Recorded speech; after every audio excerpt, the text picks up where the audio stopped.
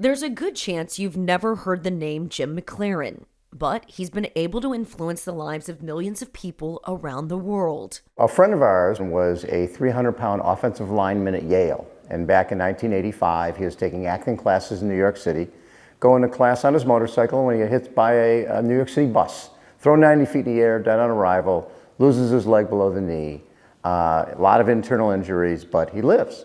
And then 8 years later, he's racing in Mission Viejo. A van goes through a closed intersection, hits the back of his bike, propels him headfirst into a pole. A guy who's already an amputee becomes a quadriplegic. Bob Babbitt, along with two of his buddies, decided to help a friend in need and raise $50,000 to buy Jim a van. 3 women took notice and told Bob he might be onto something. And said, it's great we did for Jimmy, but did you know when you get injured, your health insurance will cover a walking around leg or an everyday wheelchair. Nothing to do with sport is covered by insurance because they consider sport a quote-unquote luxury item. And everybody out there knows that sport is a huge part of who we are and what we do. So at that point, we became an official charity and decided if someone needed a piece of equipment, training, or travel to stay in the game of life through sport forever and a day, CAF would be there. And with that, the Challenge Athletes Foundation was born.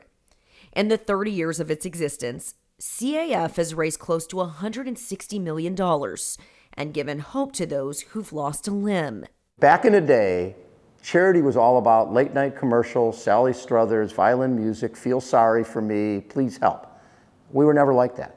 And I wanted our athletes, and we wanted our athletes to be powerful. We didn't want them to be pathetic. We didn't want them to be looked down upon. We wanted our athletes to be, to be more than. Back when I first started, disability was often looked at as a bad thing, as a pity story. Now it's empowerment. It's showing others, even without disabilities, that we may do things differently, but that's okay because being different is what makes us who we are. And having these role models, every time we were working with an athlete, Rudy understood from the very beginning.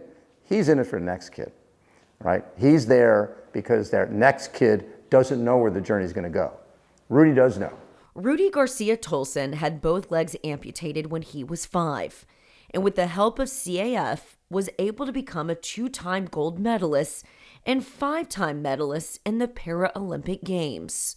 But Rudy is just one of CAF's many success stories. If we were a nation in the Paralympics, at the last Winter Paralympics, we would have been 6th in the medal count, right?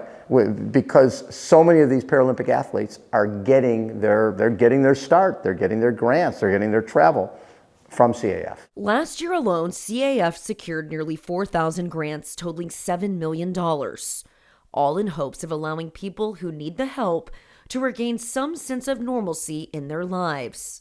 Every time you leave the house, the spotlight is on you. You don't blend. You don't blend. So you either embrace it or you shrink from it. And 99.9% of the kids and adults we work with, they embrace it. There's so many parents who will tell you, we're in Haven, South Dakota. My child is the only amputee there. They've never seen anybody like them. They come out here and there's legs laying all over the ground, right? And one mom told me, she goes, for 356 days a year, he feels different. He feels that he's alone. And he comes out here and feels like he's like everybody else. Which is one of the core values of CAF, giving everyone a sense of worth beyond the pools, tracks, or fields. Very few people are working here because of the money. We have a lot of people here who had jobs with Sony or Petco. They had great jobs other places that were jobs. This is a mission. This is something that is your legacy, and you will take it with you forever.